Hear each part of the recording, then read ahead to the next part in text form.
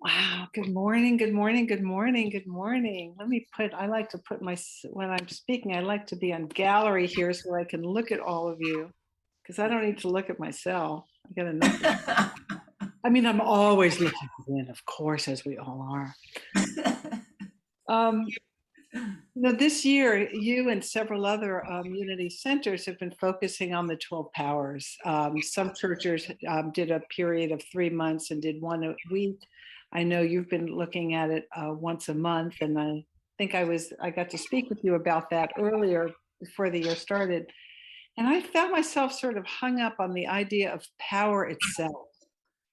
Power, power, of course, one of the 12 powers, we can look at power as the third center. Our words have power. I don't even remember which month it was, but I know it's something that you explored. But I've been thinking about what is real power? What is true power? I mean, is it being the strongest and the meanest and the biggest with the biggest stick?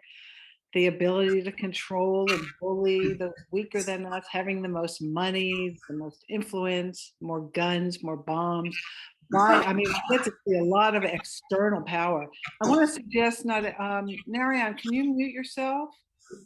I think there's just some noise coming through. That might be helpful, or from somewhere can do that. This technology. Let's blame it on Mercury. I love blame. Isn't blame great? It just like gives you that. And then we learn we can't do that anymore. We can't blame anymore. We're too enlightened for that. So we can't blame the politicians who are vying for power externally. We did get to see a lot of power during the Olympics. That was great physical and mental power. But this power struggle just continues to escalate, and we get to see that every day if we're looking there. True power is probably, though, more of an inside job, right? Charles Filmer, by the way, co-founder Charles Filmer on August 22nd would have had his 147th birthday. And I don't know if you remember this, but he believed he could defy physical death, that he wouldn't die. So I'm sure he was greatly surprised when he did die. But who wants to hang around in these bodies for 147 years anyway? I'm sure there's something more interesting for us on the other side, whether we come back to this plane or not. I can't wait. Well, I can wait. I am waiting, but I think it'll be really interesting. So he says that the power that rules the world is within. I mean, that's not news to us at all.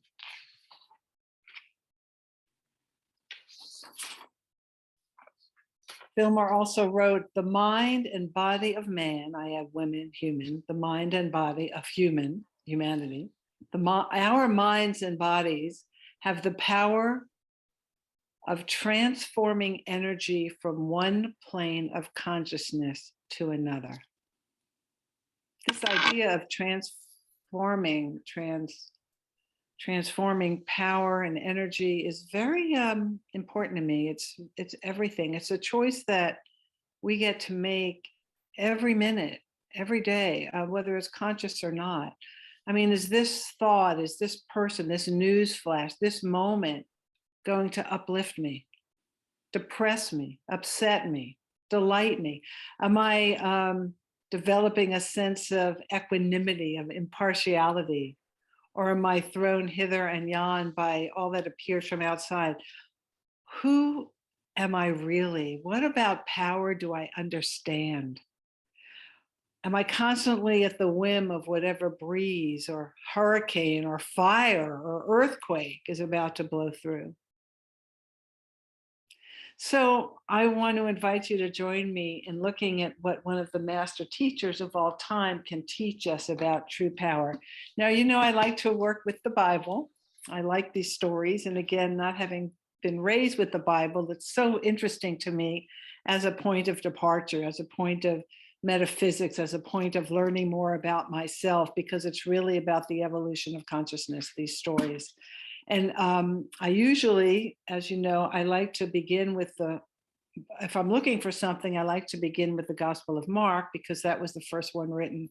And the other synoptics, Matthew and Luke, sort of veer off from that. And then John's its own thing. And for This particular story I want to share is in all four Gospels, and for whatever reason that I've decided, which is arbitrary, I want to read from John this morning. So from the 6th chapter of the Gospel of John. It's a story you know well. However, I invite you to listen with new ears and with a new consciousness. And if you've not heard it before, that's great. If you have, maybe you'll find that you know more about it than you thought you did. Sip of my tea. After this, Jesus went to the other side of the Sea of Galilee, also called the Sea of Tiberias. A large crowd kept following him because they saw the signs that he was doing for the sick, as we were hearing about healing, right? He was healing. Jesus went up the mountain and sat down with his disciples. There's so much metaphysics, isn't it? Going up in consciousness, going up the mountain. Now, the Passover, the festival of the Jews, was near, and when he looked up and saw a large crowd coming toward him, Jesus said to Philip, one of his disciples, "Where are we going to buy bread for these people to eat?" He said this to test him, for he himself knew what he was going to do. Philip answered him, 6 months' wages would not buy enough bread for each of them to get just a little. One of his disciples, Andrew, Simon Peter's brother, said to him, "There's a boy here who has 5 barley loaves and 2 fish. But what are they among so many people?" Jesus said, "Make the people sit down." Now there was a great deal of grass in the place, so they all sat down, about 5,000 in all. Some of it says, plus women and children. 5,000 plus women and children. And just interesting, at that time, a legion of soldiers, of Roman soldiers, numbered at 5,000. So wherever that number came from, it's kind of interesting. Then Jesus took the loaves, and when he had given thanks, he distributed them to those who were seated, so also the fish, as much as they wanted. When they were satisfied, he told his disciples, "Gather up the fragments left over so that nothing may be lost." So they gathered them up, and from the fragments of the 5 barley loaves left by those who had eaten, they filled 12 baskets. What a story, huh?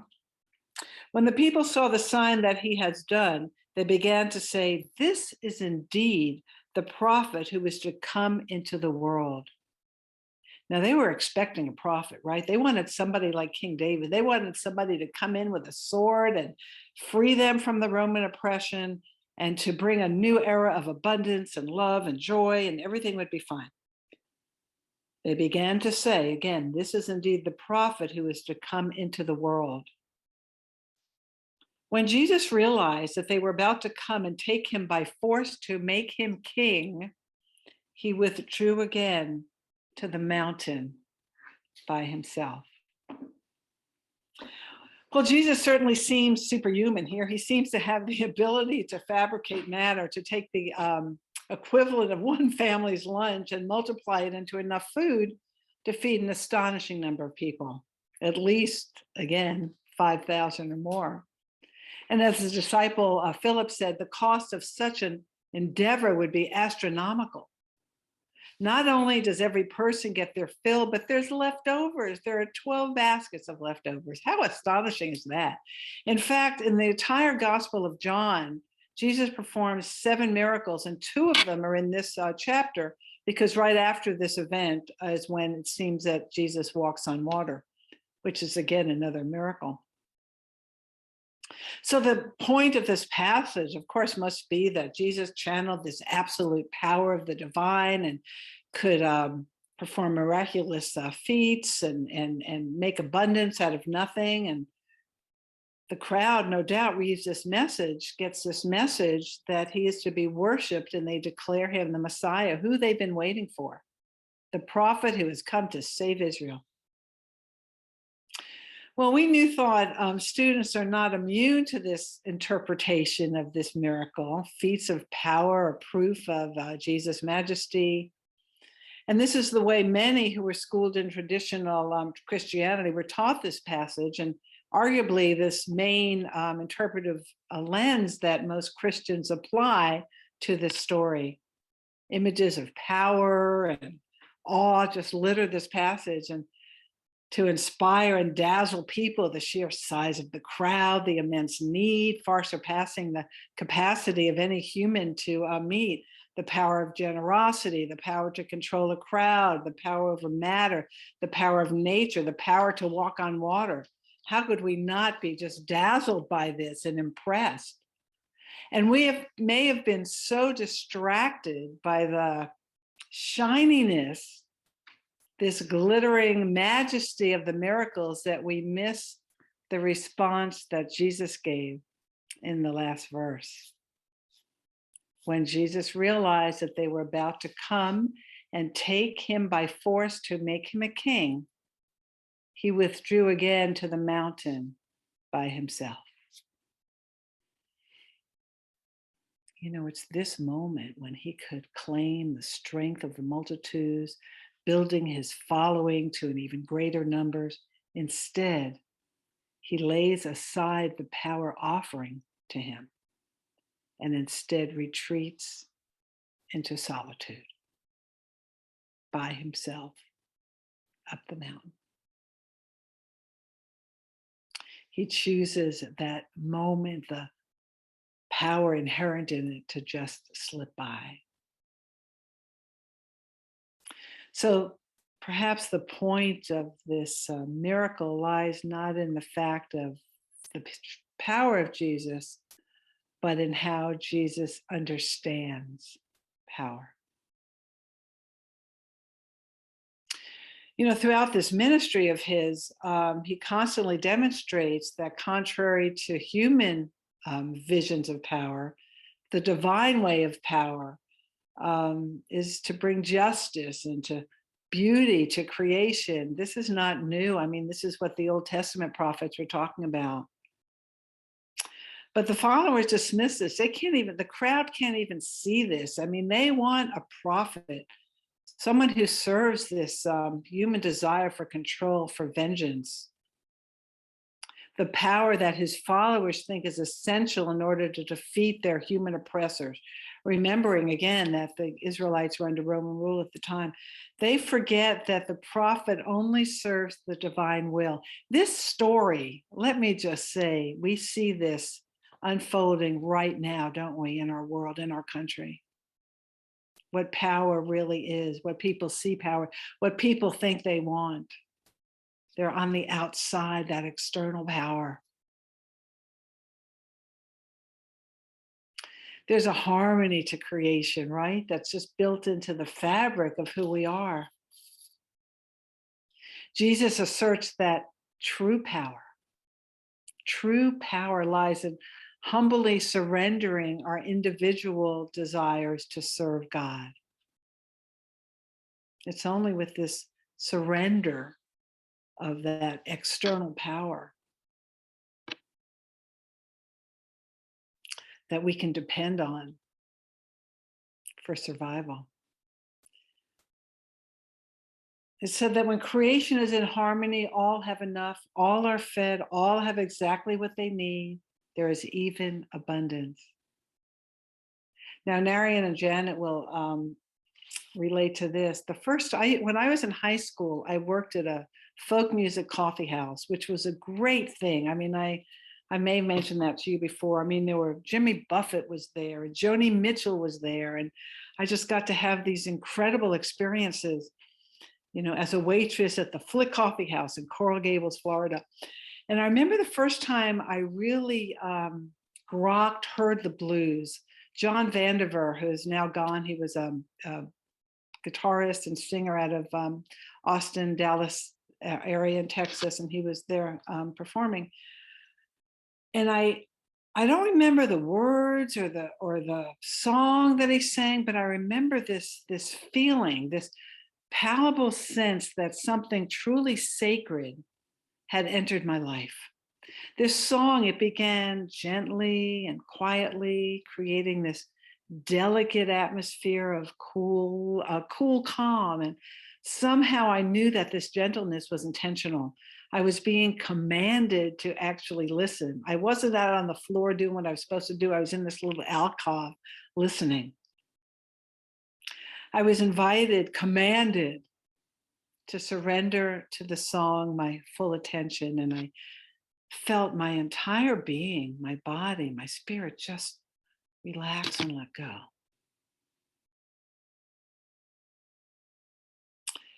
And then I heard it. There was this like single note, like the crack of a bullwhip. And I felt that note just cascade through my body, rippling to the tips of my fingers.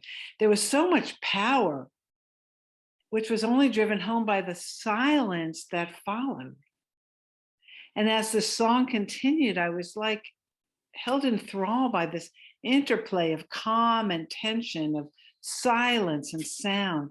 I was experiencing a real master of his craft, demonstrating that the power of music's not always in this flurry of notes and sound, but in the magic that happens when sound and silence play off each other in just the right way.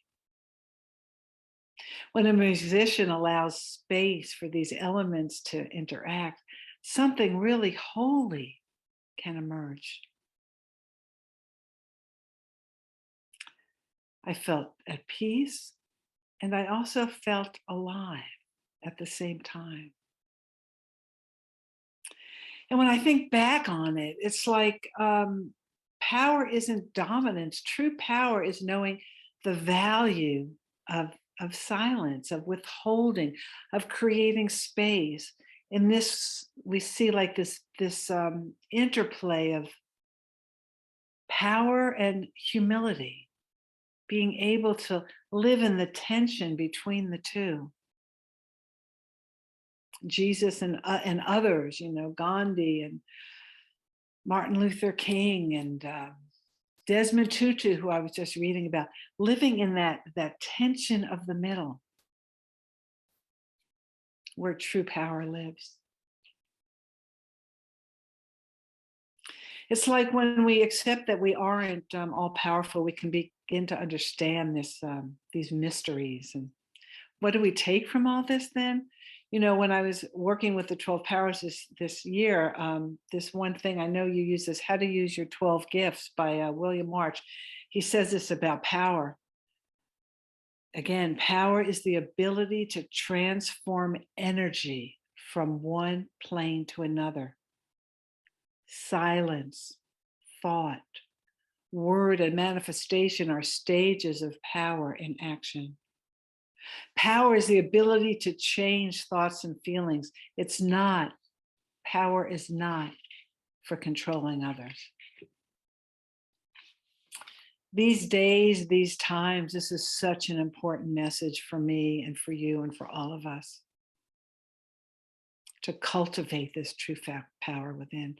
And for me, it boils down to just a few things: being as clear as I can with myself, with you, with those I communicate with my word, because words are formative. And living in gratitude, giving thanks. Coming back to the story, how it's usually taught is, Jesus gave thanks, and that's where the abundance came from. Maybe abundant, this idea of living in gratitude all the time for whatever shows up. Thank you, God. Thank you, God. Taking all of it and giving thanks for it. Having room for all of it. In my practice lately, for so many years, I would, no, don't have a thought. I'm supposed to be meditating. No, go away thought. Whew, was that exhausting and not very productive. And it didn't make me any more peaceful or spiritual. However, including all of it in every moment and knowing it's just passing by, that's the condition of my mind, of consciousness. It comes and it goes. So it's withdrawing to that mountain, going apart for a while, time in the silence, recharging, remembering the source of power by being with ourselves right now. And of course, humility. Remembering this bond between power and humility, deepening into power through the discipline of surrendering to this being, of being humble, accepting we are not all powerful. We begin to understand the mysteries of the one source, the one spirit, that which some of us call God, but we know is an energy that's alive and vibrating and powerful within us. My source of power, your source of power, is divine power. And we manifest this divine power through our words, through our thoughts, through our practice, through our creative expressions, through being right here, right now, in the truth of who and what we are. It's not easy, but it is that simple. Peace, joy, shalom, namaste.